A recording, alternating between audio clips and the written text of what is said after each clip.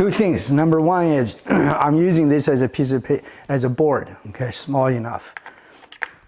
So our hand, so I have a rod, and there's a little bit of a corner here I can put in there to secure connection there. The rod does not move. That's your forearm. And your hand is placed on that rod here. Through that connection in the wrist, your hand does this. And fortunately, it does this so that we can adapt to the touch with the opponent. The opponent will move with you. But you move like this. At a certain point, you connect with your opponent, you lock. You lock it.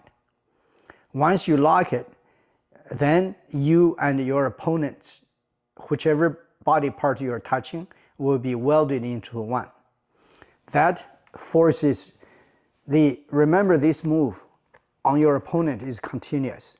Once you lock on it, your opponent still does that, but your hand and your wrist cannot move anymore. So now this forces you to do larger moves.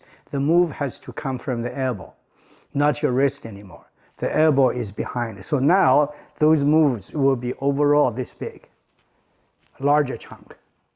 So although the elbow is where this hand is, so it used to be individual, this is small. Now it's this big.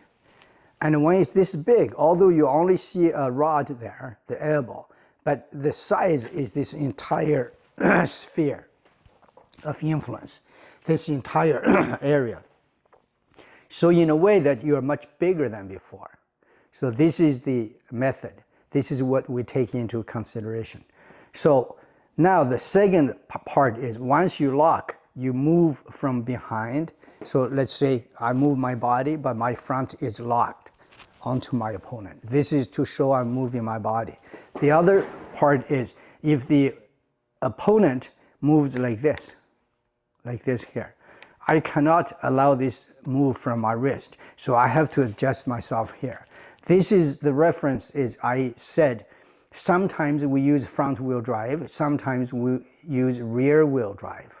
So for Taiji, it's the opposite of driving a car.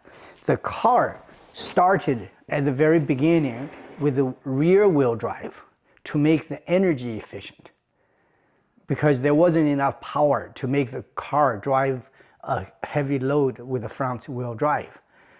So it took, let's say, 1880 something all the way to the past 20 years to change all cars, virtually all cars, to front wheel drive.